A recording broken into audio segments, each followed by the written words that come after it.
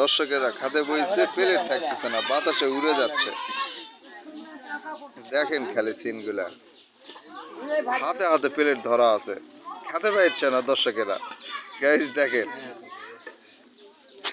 দর্শক অনেকই বইছে, কেউ খেতে পারতেছে না, বাতাসে উড়ে যাচ্ছে। হ্যাঁ হ্যাঁ, দেখা যাবে না কেন? এটা আইফোনে ক্যামেরা, বা হবে না কেন?